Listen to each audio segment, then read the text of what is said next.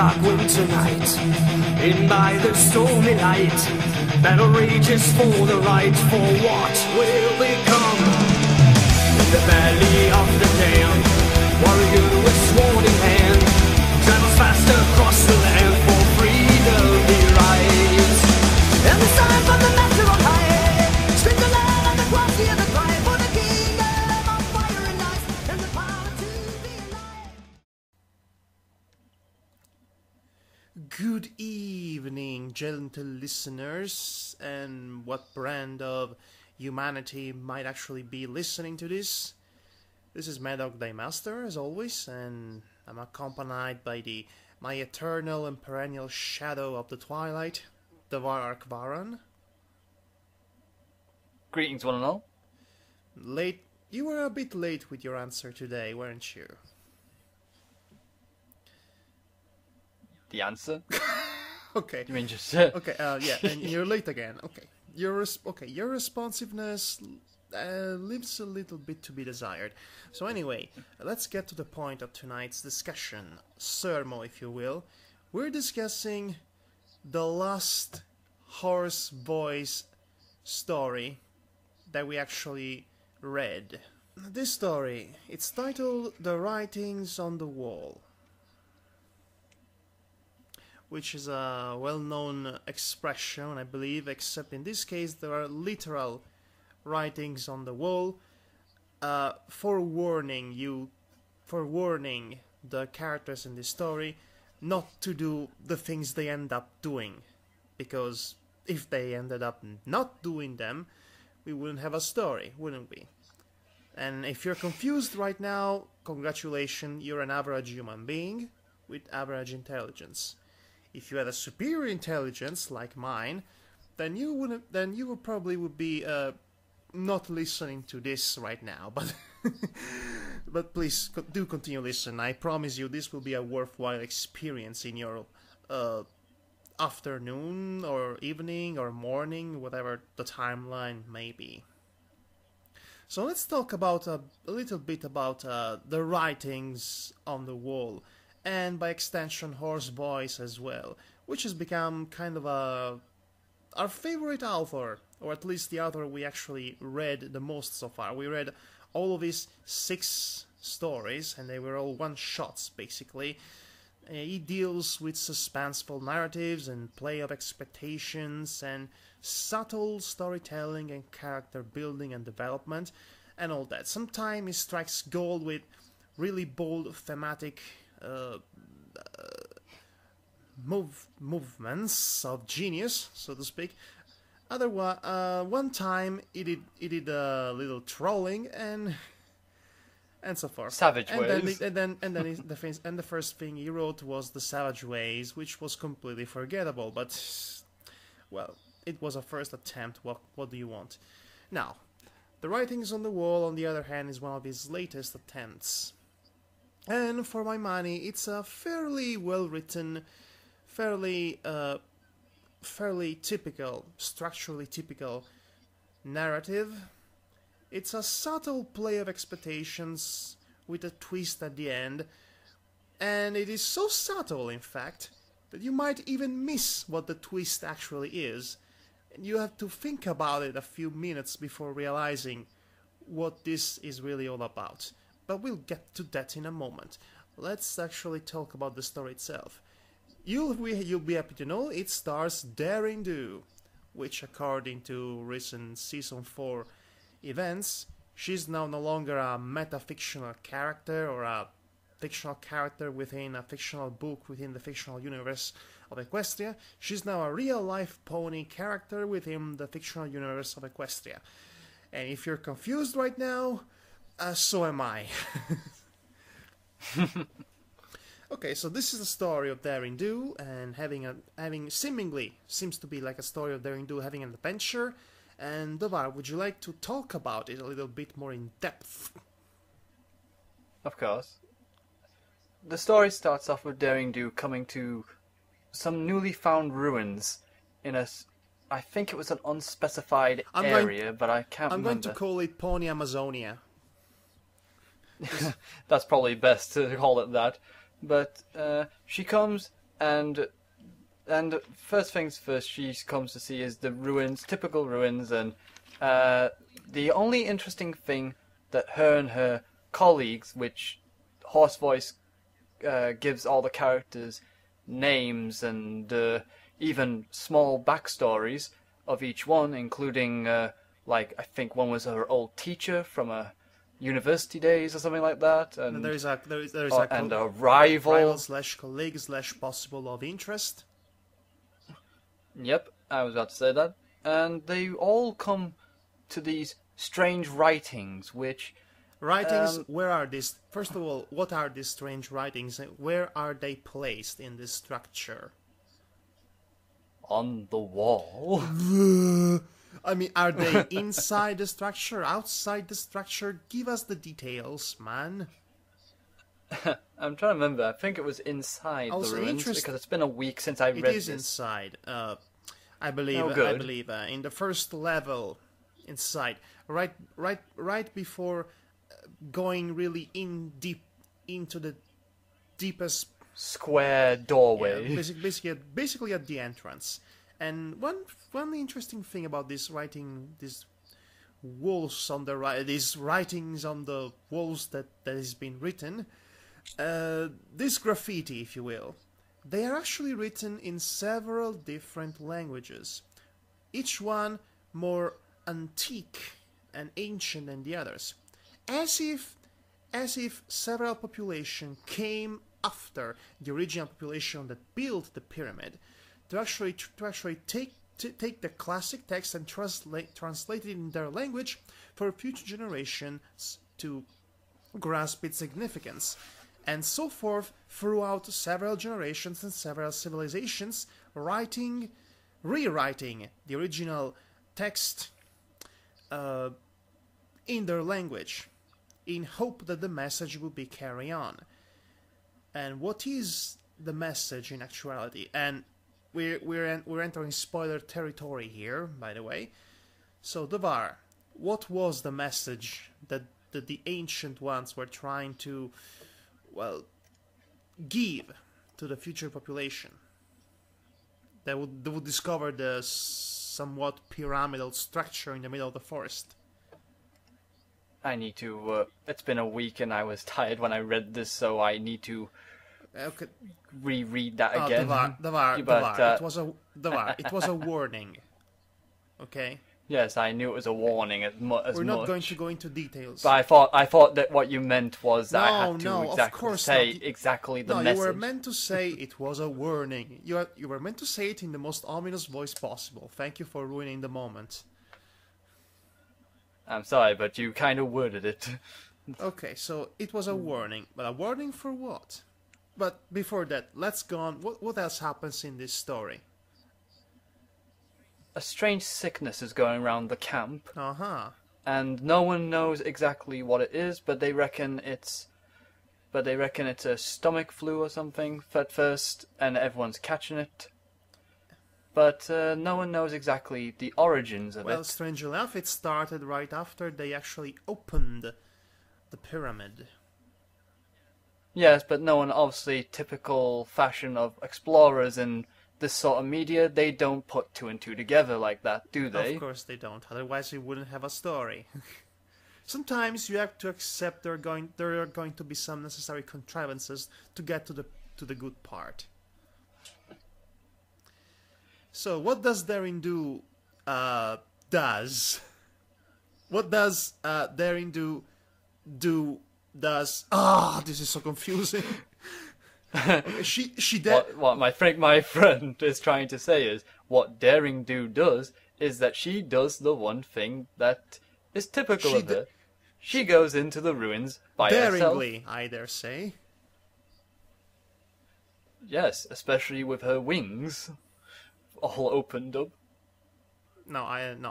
You lost. And with a lantern. Anyway, so she's excited. She gets to breathe the archaeological wonder, the atmosphere that the mysterious caves underneath the pyramid actually provides her. And then the next morning, she gets the stomach flu. Yeah. So way to go, Daring Do. More like daring don't. Nah. Despite popular consensus, daring don't was actually a pretty good episode. But anyway, so she gets sick as well, and so Aoizoto, our legendary nemesis, chooses right that moment to attack the camp and to take control of everything. Except now, after a few days, they finally put the two together, and the sickness comes from the depth of the pyramid, and some ponies start to die. Horribly.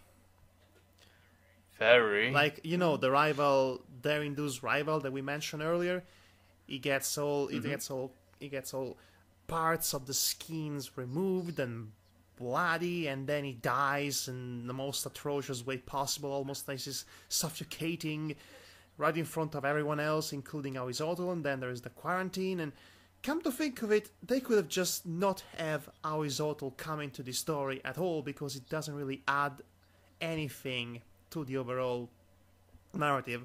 It's just there to provide It's just there as an emotional connection to the main character, which is Daring Do. Yes, but we didn't really need that. Because we already know who Daring Do is and what she does, and she already has the sickness, so she cannot even fight him back.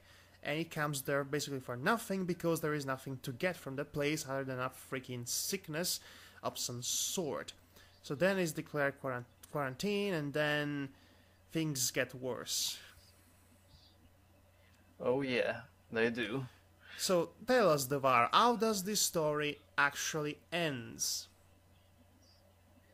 It ends with the old pony, who was the teacher of Daring Do, coming in with the warning translated. Yes, he actually came. He actually took the most recently translated text on the wall, went back to his university, translated it, then came back. And he discovers what? That they need to close it up.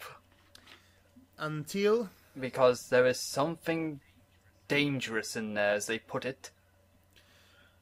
Until Daring Do comes in, looking all worse for wear, let's put it that way. On the verge of death. Or maybe close to come to the verge of death. And almost in the same position her rival was before her. And basically the story concludes with her with one last line pronounced by Daring Do that says, "Help me, please," or something along those lines. Yeah, I believe that was it, but I can't remember. It was been a while. Like that. And so at this point, the story doesn't really go straight with you. I mean, it gives you a lot of clues to understand what's going on and what's the secret of the pyramid. And at the end of the story, you actually have to think about it yourself and put the pieces of puzzles together and actually get to the twist that the story was going for, which is again so subtle it's actually not really openly revealed.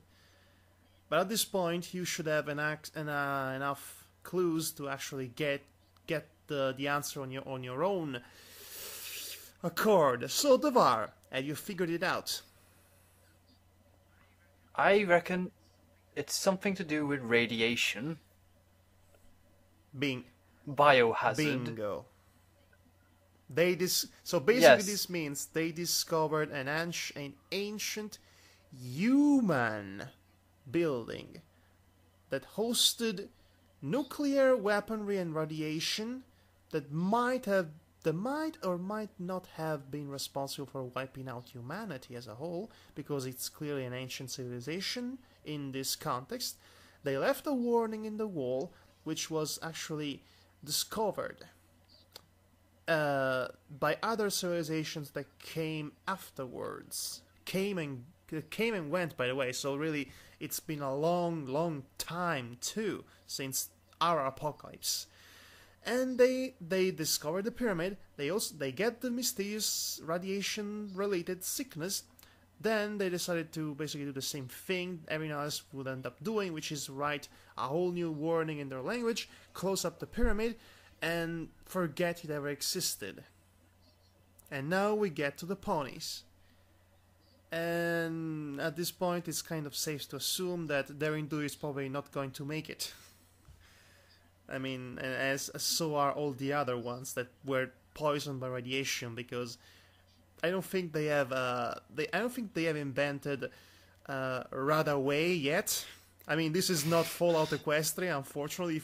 If it was Fallout Equestria, I knew you were going to reference that. They were going to drink some Radaway or Radex. They would be fine the next day. No problem at all. You cannot get through one recording without referencing one of those things. Well, it is my favorite work of fiction, and this is giving me the basically giving me the joke on a silver platter. I mean, radiation and ponies, post-apocalypse. Come on, man. So anyway, I like the fact that it is all subtle and basically hidden in the subtext, like a series of clues you have to put together, like a jigsaw puzzle, to understand actually what the twist was all about. Because this is the kind of story you have to think about it to really enjoy it. Because if you read it and basically not think about it, expecting, the usual twist to be the one moment in which everything is explained to you, like some sort of, like the writer basically giving you a hand and guiding you in the story like the baby you are, then this is not the story for you.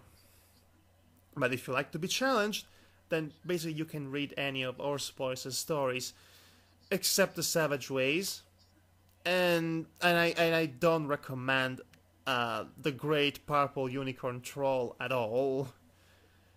But speaking of which, Devar, we discussed, well, I mostly discussed about his last story. You just stood there, almost silent. Are you out of shape today? I just didn't. Let me start. Oh over. Gosh. I just thought that I would just let you go on, sort of, with it. And to be honest, I'd be mirroring you again on this one because I liked the story because it was very subtle and I really had to think about it, and it took me a while. Before I went to bed that night, I thought about it and I realized what it could be, especially since Horse Voice did reveal a. He said I saw one of his comments, you see, that subtly reference what he was trying to get at, but the picture that he so-called used was gone due to a redacted thing. So I do admit I got it from general sleuthing, but I did get the idea, and I made the connection immediately with that. But overall, I thought it was an okay story. Nothing too special, but nothing too terrible. Again, it was a really there wasn't really much of anything to analyze. It was a really straightforward narrative, subtle but straightforward. Nothing really all that complex or thematically astounding to uncover, unlike our experience with Biblical Monsters, because we had a lot to discuss about that one, didn't we? Yeah, we did. Speaking of which, now since we are basically finished reading all of Horse Voice's current stories, let's do a little top something. Let's take an overview at the stories he's written so far, and let's judge them all over again and provide some further commentary on them if we miss something. So from worst to the best. Yes, and we'll take it in turns. Of course. So what was the story you least liked about Horse Voice? To be honest, this was technically a draw in my view, but I'll go with the first one I had listed here. the Great Purple Unicorn Troll Ultimate Edition. I'd say it's a toss-up between that and the Savage Way. But, that was what tied with that I would almost be tempted not to consider the Great Purple Unicorn Troll at all, because it's a story much like Sharknado. It was written, composed for the very exact purpose of being the worst possible thing made. So it's not. I don't think it's even worth being negative about it. Just accept it exists. It's far more interesting to criticize something that was actually meant to be an actual story, but it came short because of honest to goodness mistakes. And the Savage Way, in that case, might be his weakest story, mostly because it really doesn't have any of the punch that his future story will have. And again, this was his oldest story, the first one he ever wrote, and it shows. He had a lot to improve at the time. I mean, okay, so I understand not wanting to go to the traditional route, and you'd expect the pony and the human fighting each other to the death and eating it and someone dying. And I like the fact it tries to be different, but you still have to have something happening. The ending was a bit of a cop-out in that regard. Your thoughts? Yeah, same here with me on the Savage Way. Really, the ending was a bit of a cop-out with as if like it just felt like you just went back to the start of the board game essentially. You just came in feeling nothing, and then you just went left feeling nothing after this build-up. Yeah, so imagine Game of Thrones. Imagine if nobody died in Game of Thrones. That would make it the most boring show ever. Yeah, so that's kind of the same problem. And you don't have them to actually die, but you still have them to do something at some point. So that is the Savage Way. Moving on. We're already ignoring the Purple Unicorn Troll, whatever. We already analyzed the writings on the wall. So this was my fourth favorite, by the way. The writing on the wall, just so everyone knows. It was my fourth favorite. The writing on the wall. Well, I guess that would be my fourth favorite too at this point. I mean, so. Okay. The top three then. Basically the top three. Yes. That we are. Which one was your third one then? I would like to ask. Okay. So let me just remember what else he wrote, because I remember distinctly Biblical Monsters and Wildfire, and what else was there? Scrap Paper and Pinkamena. Oh yeah, Scrap Paper and Pinkamena. Right. Yes, I have a soft spot for that little story of that anthology composed by two stories. They were short and simple, but they have a lot more to them that their presentation led us to believe. I like that Scrap Paper becomes, maybe unintentionally, maybe intentionally, I don't know, a commentary about fanfiction writing and fanfiction reading. It's like a two-spectrum commentary on both people who write fanfiction and both the audience that reads those fanfictions. And even if you don't notice that commentary, it's still a enjoyable story. That Scrap Paper. Yes, Pinkamena, on the other hand, has a nice subtle, details that you can take away from, especially that incident. Yes, the famous Rosluck incident, which is now ascending into something as mysterious and forsaken, joining the ranks of the Dharma Project, or the Patriots, or the conspiracy of the JFK murder. I don't know, something along those lines. And the twist, Bruce Willis was dead all along, and Darth Vader was Luke's father, and yeah, I'm just rambling right now, but what else is new? That was my third favourite story, both of those, because they count as one to me, that reading that. Finally, that is my third favorite too. Holy crud. Yeah, so Okay, let's see which one is our top favourite from here then.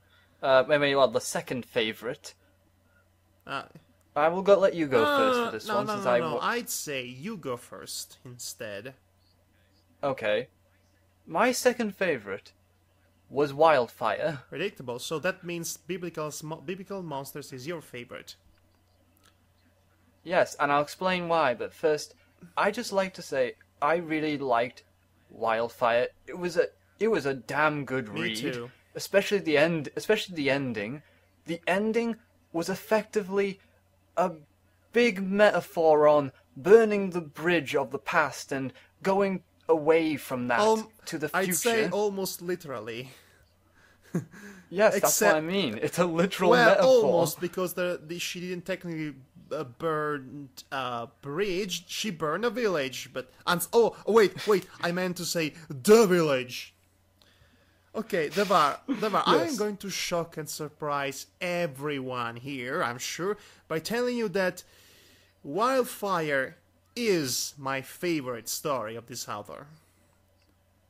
Wildfire is your favorite story? I thought about it. I thought I liked biblical monsters more, but in the end, I respect and admire what biblical monsters accomplishes, but in the realm of pure sheer enjoyment, Wildfire takes the cake for me. That's understandable, because I was having trouble tossing between the two. But I'll let you continue with what you're saying before I go on with biblical monsters. Okay. To say my piece. Well, I think we have swapped favorites. I think we should talk about biblical monsters right now. So what's your opinion about biblical monsters? Then we go back to Wildfire. Biblical monsters, to me, is the reason why it's my top favorite story, is because it has great atmosphere in the writing and the general paranoia and fear behind it all. We talked about this in our Sermo before in depth, but the thing I really liked about it, are we free to spoil the ending here? Or are we just no, we're not spoiling the ending of that one. It's unspoilable. Yes, I thought not. So I just want to make sure that, just so everyone else knows. But I just love the fact that this fanfic writer, Horse Voice, had the gall, to say the least, audacity to do what he did. Because not many fanfiction writers would have the bravery and courage to go do such a thing. To be honest, most fanfiction writers would do such a thing, but they would do it for the sake of it, without. That's what I mean. This is what I'm trying to get at. Usually, everyone does it for the thrill, the shock value, pleasure of the shock value, the shock value. Element. This authors does it because of thematic relevancy, because of coherency, because it has something to communicate, and really, it wouldn't have worked. Anything different wouldn't have had the same impact on the narrative as the thing he did. Exactly. So it's. Exactly. I finish off by saying that because of this ending, I applaud him for being just going through with it and taking everything that the fans threw at him, because quite frankly it was unfair for everyone to get all upset over it. So much that they had a pandering fanfic written they afterwards. Went downright Mass Effect 3 on this guy, didn't we? That so-called additional ending that was written by another author and approved by the author was completely unnecessary, and really it was just pandering to the audience. It's the worst kind of thing you can do. Sometimes you just had to put your your foot down, and say, no, this is how the story is meant to be. If you don't like it, okay, criticize, be constructive about it. Why don't you like it? Let me know about it. Maybe I can improve the next time. But to go as far as to say, no, you have to change the ending because blah, blah, blah, blah, blah, it's the kind of thing that brings us to have constant reboots of Evangelion. Do we really want to see Evangelion told a million times over? You know it's going to end always the same way, don't you? Because Hideaki Anno hates you, hates your guts, and he has every right to at this point. So, to close on this, I would say if Horse Voice wrote more stories that took risks like this, that challenge the perception of what the community can accept and not accept, then I say we need more stories like this. I say we need. We need more story like next to Wildfire. Yes, I say we need more stories like this in general, not just in the community of fiction. We need more stories like this in fiction in general, in a broader scope. Bold narratives that dare to go where other more safe routes wouldn't dare to go. The problem, and in literature, is far more easy to get away with some narrative like this, but in other mediums such as movies, that's even more rare.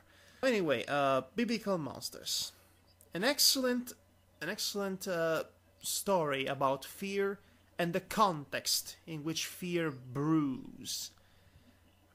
Yes, that is a great story, and it's my second favorite.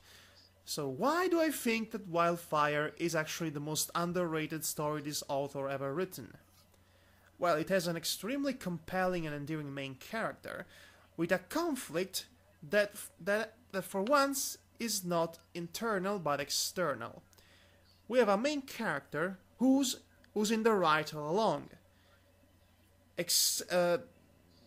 She knows she's in the right.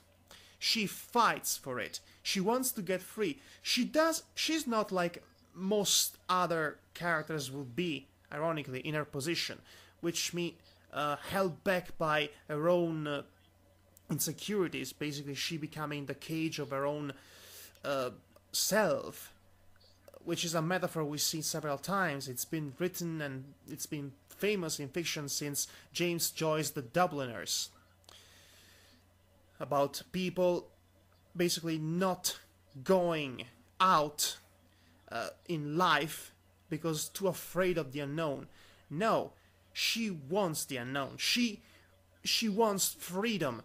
She's I won't say literally, but she's basically kept there against their will, tricked by the adults that are preventing her, Wildfire, to actually escape from to escape from her prison, which could be also interpreted as a metaphor about the older generation cutting the wings, so to speak, to the younger generation, preventing them to basically bloom into their own form.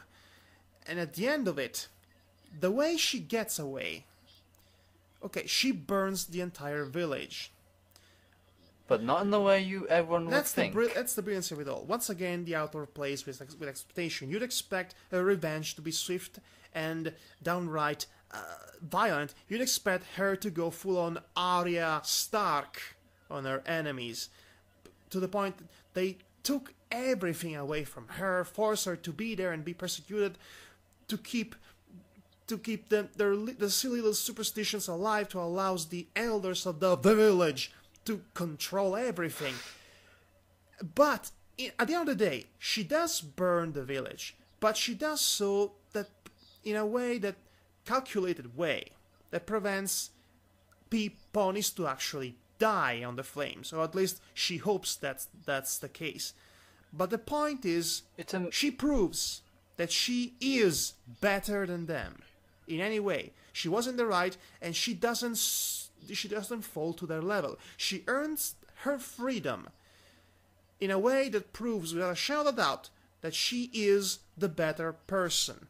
And that's how you write your main character to be a genuine paragon of youth and lively and life and willpower. And really, Wildfire is great. There are no simpler words or more complicated words to put it. She's a great character, greatly written character, and she earns everything in the end. And really, the ending is just a pure cathartic joy. Just finally, she's free. She earned it, and screw everyone in the village. Hope we never see them again.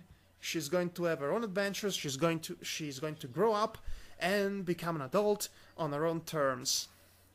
Go Wildfire. And that's why it's my favorite story written by this author.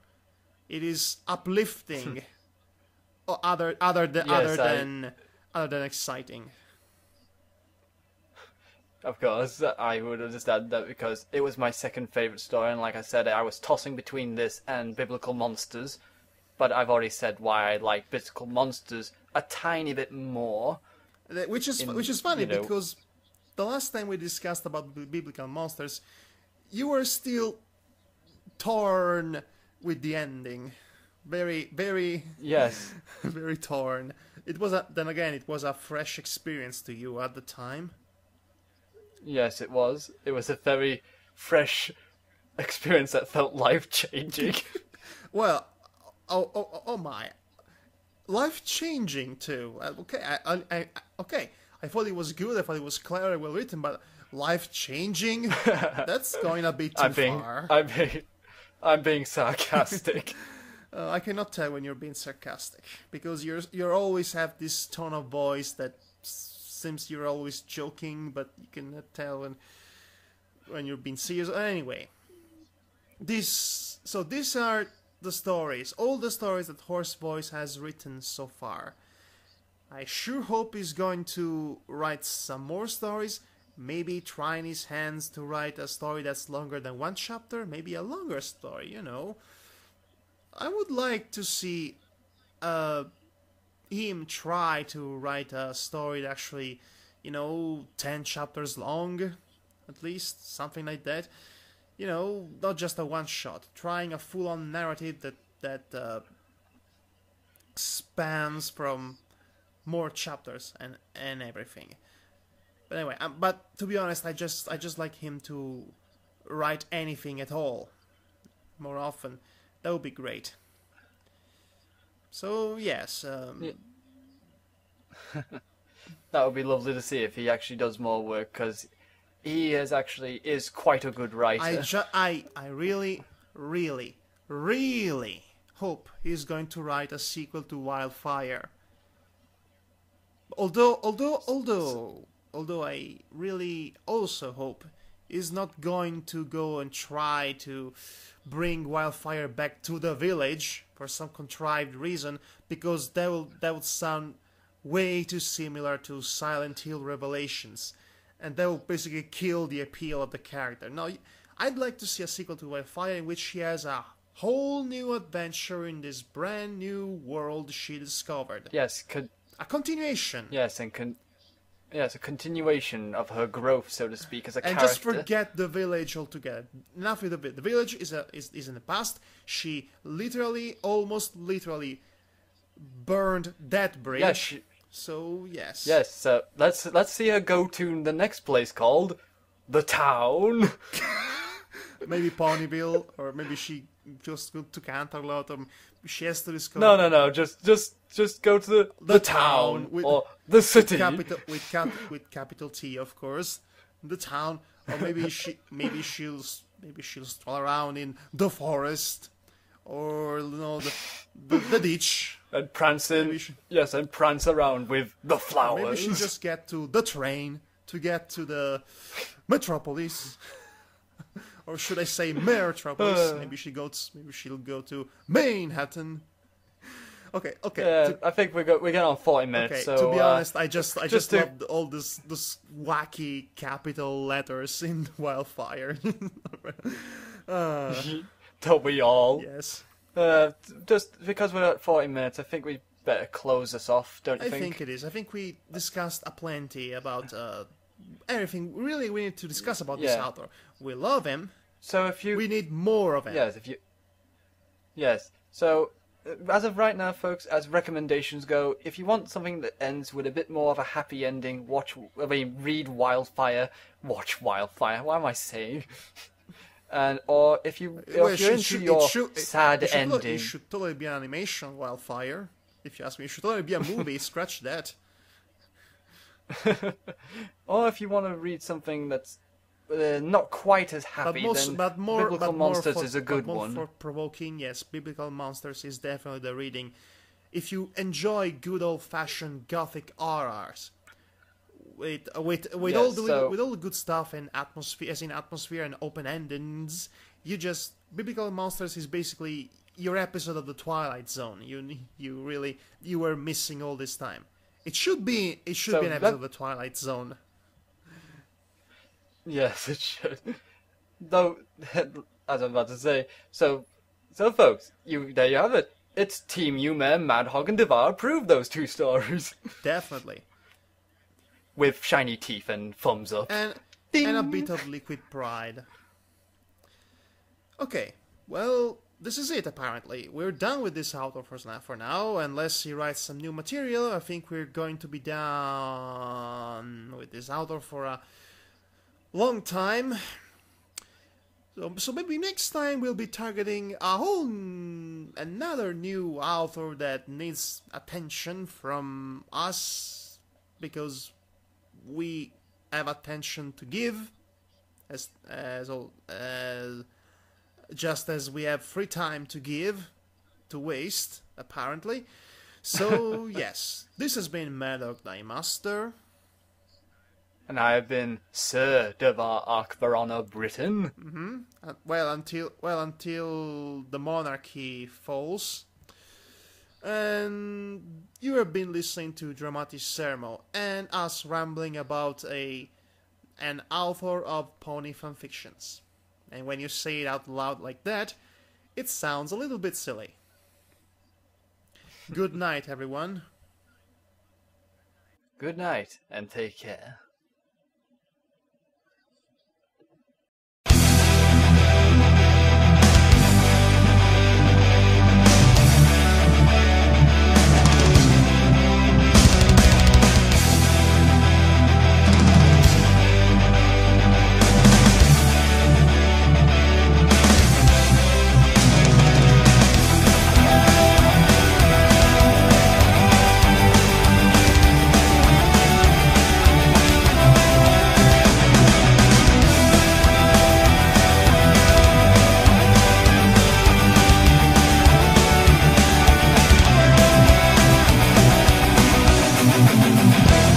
Dark winter night, in by the stormy light, battle rages for the